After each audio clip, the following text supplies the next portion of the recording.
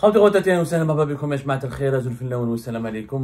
que vous allez bien, j'espère que vous vous portez bien. Encore un ancien ministre qui a été emprisonné dans l'indifférence générale.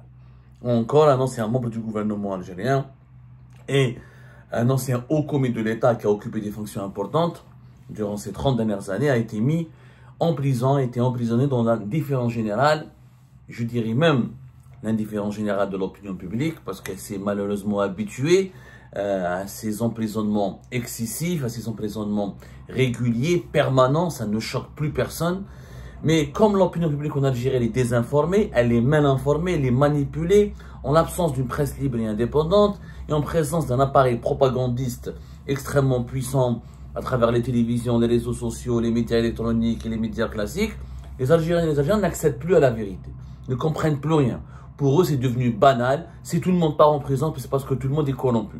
Tout le monde est corrompu, sauf les dirigeants actuels.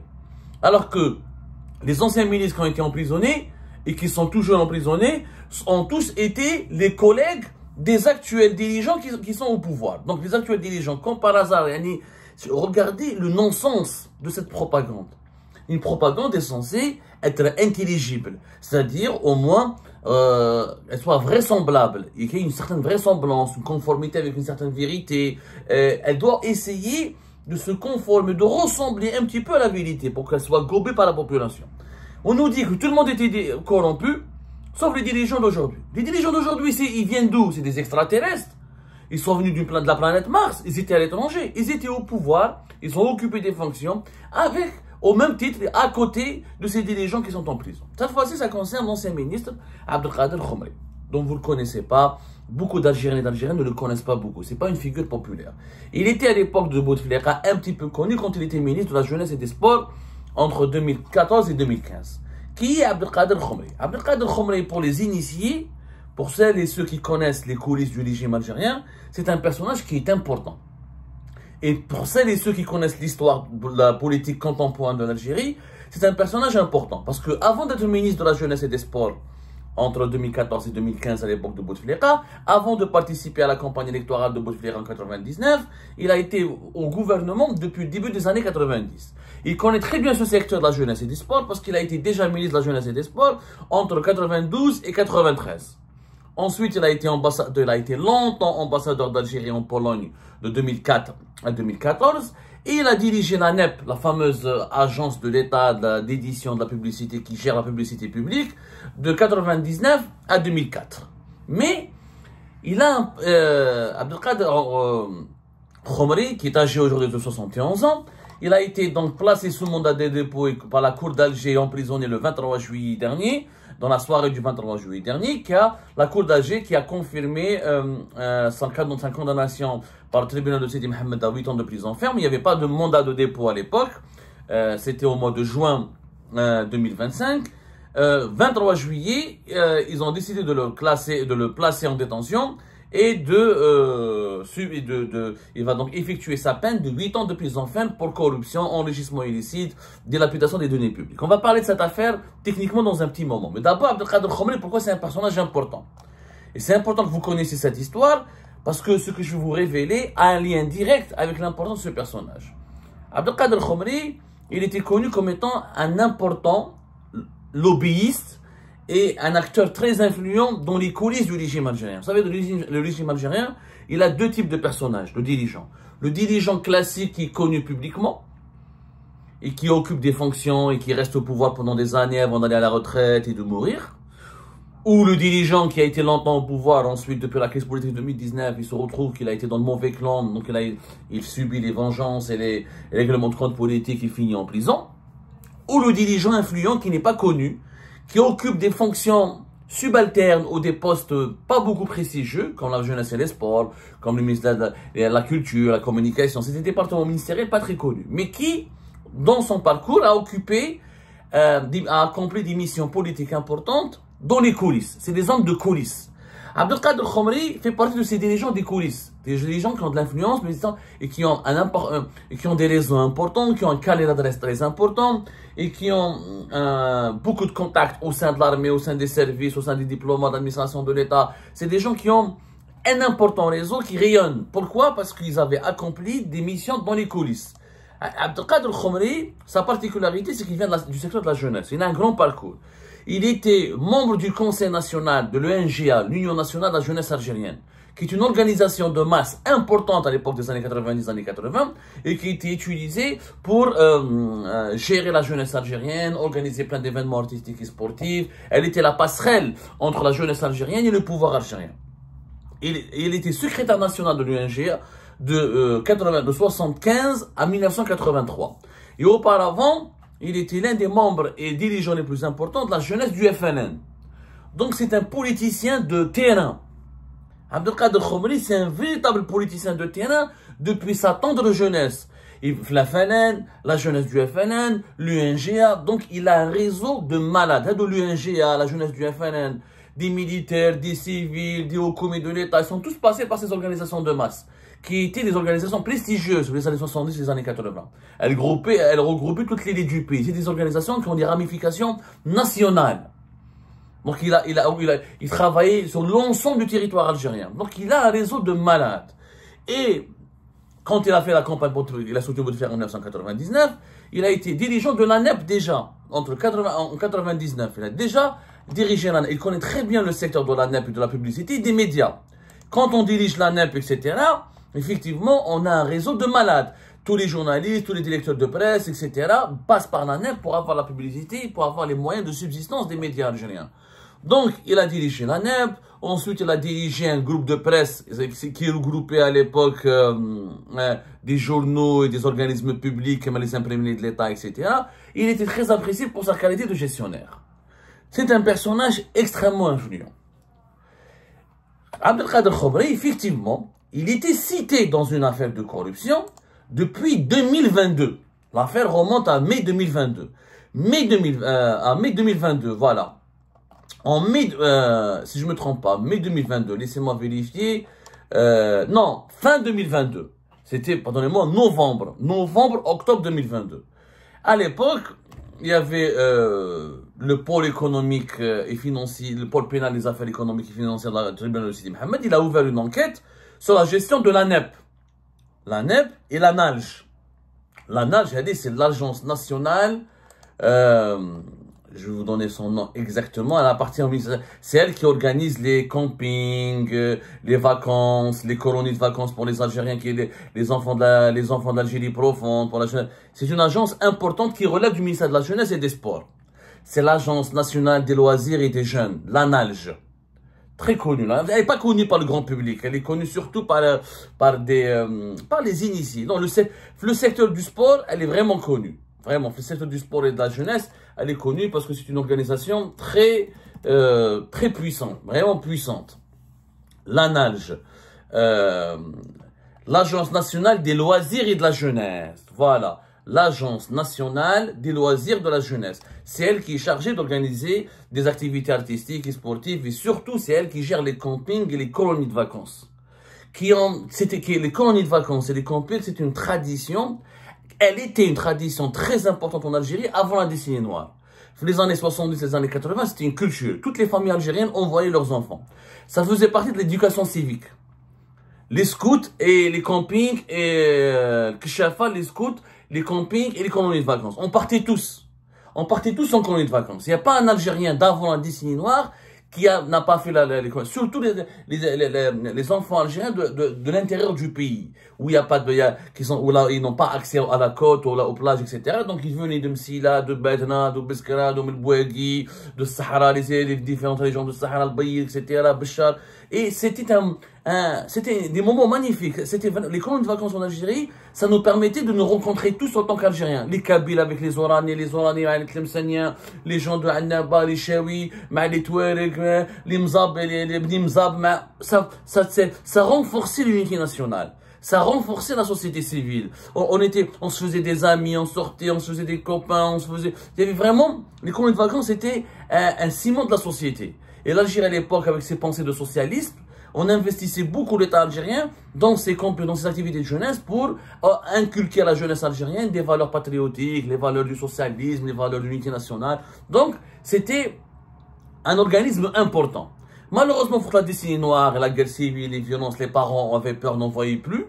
Les années 2000, ça a redémarré timidement. ça a redémarré timidement. Et quand il était ministre de la Jeunesse et des Sports en 2014 et 2015, justement, Khomri, Abdelkader, a voulu, donc il a essayé de redynamiser ce secteur et investir massivement dans la nage pour redonner aux campings, aux colonies de vacances leur lettre de noblesse. Alors, qu'est-ce qui s'est passé?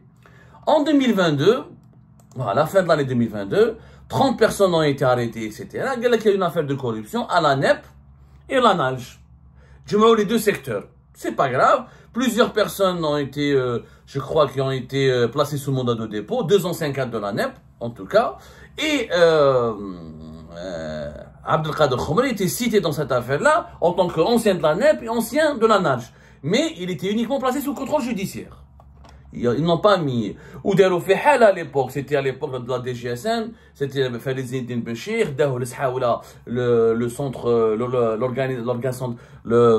l'office central, l'organe central de lutte contre la criminalité organisée à Saoula. Ils l'ont placé en garde à vue de pratiquement 10 jours, etc. Ça fait le batal meskin. Mais il n'y a rien. C'est le service central de lutte contre le crime organisé à Saoula. Il a été placé sous contrôle judiciaire, rien ne sait, rien, enfin, il n'y avait pas de problème. 2024, à la veille des élections présidentielles, Abdelkader Khomri, il a commencé à activer. Il a commencé à faire des rencontres, à rencontrer avec ses amis, ses copains, ses connaissances. Il commençait à se lâcher, il faisait confiance. Il faisait confiance à son entourage, à ses amis, à ses connaissances, à ses copains. Il commençait à leur dire... Le pays va mal, la gestion de Tebboune est catastrophique, le premier mandat de Tebboune est une catastrophe. Il critiquait ouvertement le bilan de Tebboune. Il critiquait ouvertement la politique de Tebboune. Il critiquait ouvertement la situation. Il s'inquiétait, il remettait en cause la bonne gouvernance de Tebboune du pays. Il disait que ce premier mandat était catastrophique. Les élections arrivent, on doit trouver une solution. Abdelkader Khomri, il a commencé même à expliquer à ses amis que s'il y avait une voie libre, s'il y a une possibilité, une opportunité, lui, il n'hésitera pas à la saisir. Il est prêt à se présenter aux élections présidentielles. Il a commencé, comme lui, il connaît des militaires, il connaît des civils, il connaît des anciens de la NEP, des anciens de la presse, des anciens de la jeunesse et des sports. Donc, il a commencé à fédérer, il a commencé à consulter. Il a commencé à consulter autour de lui. Est-ce que c'est une bonne idée? Juste consulter. Il n'avait pas déclaré officiellement son intention. Étant donné qu'il était sous contrôle judiciaire, c'était compliqué pour lui de se présenter aux élections. Mais lui, il pensait que, parce que le dossier était vide, pour lui, le dossier était complètement vide, on parlera de son dossier tout à l'heure, et il se sentait complètement innocent. Il pensait que dans 2 ans, avant les élections présidentielles qui étaient prévues fin de l'année 2024, il pensait que ça allait être clôturé, qu'il va retrouver ses droits civiques et juridiques, et il avait des ambitions présidentielles.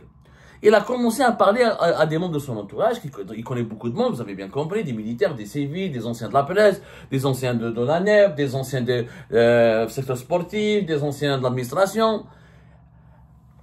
Le cabinet de Tebboune, on les a informés des personnes à qui Abdelkader Khomri leur a fait des confidences, l'ont trahi, et ont fait parvenir l'information à Tebboune.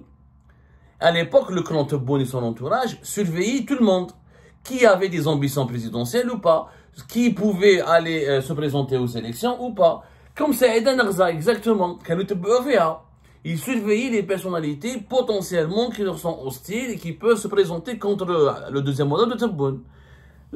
Abdelmajid Tebboune, bien sûr, parce que pour Tebboune et son entourage, toute personne qui osera défier le deuxième mandat ou qui a des ambitions présidentielles ou qui veut se présenter contre le deuxième mandat de Tebboune est pour eux un traître, un ennemi.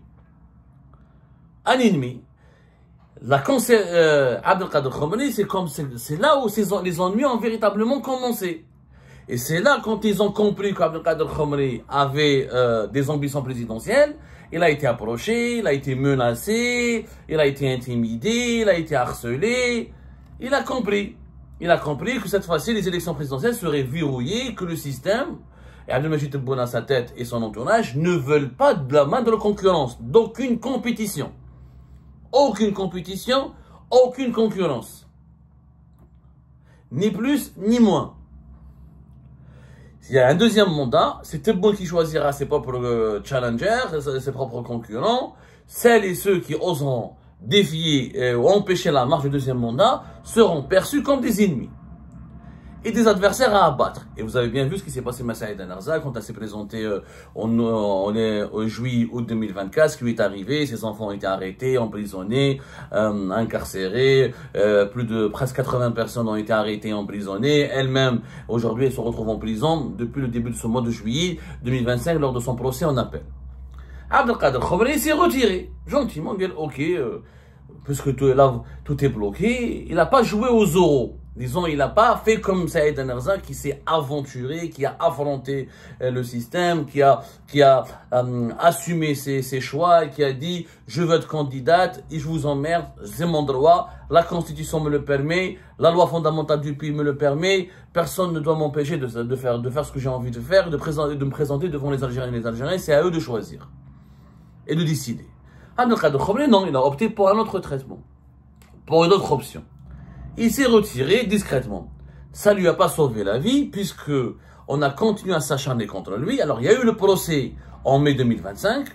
Le procès, c'est très simple. Qu'est-ce qu'on reproche à Abdelkader Khomri? On l'accuse d'avoir soi-disant dilapidé 44 millions de dollars qui ont été dépensés en 2014 et 2015 pour financer des piscines gonflables, des toboggans, fournir des campings, financer des colonies, des vacances, etc.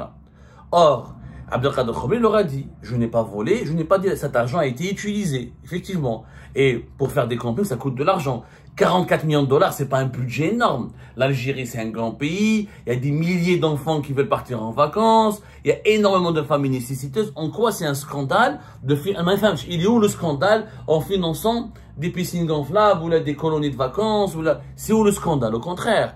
Ils ont ramené 70 accusés qui ont, soi-disant, il y avait dilapidation, octroi d'indus avantages, détournement d'argent public. On a accusé Abdelkader Khomri d'avoir ramené des prestataires qui ont surfacturé, qui ont détourné de l'argent. Bon, c'est des accusations la justice a cité un rapport de l'inspection générale de la Cour des comptes et des audits qui dit que cet argent n'a pas été bien utilisé. Oui, peut-être qu'il a été mal utilisé, il y a eu des erreurs de gestion.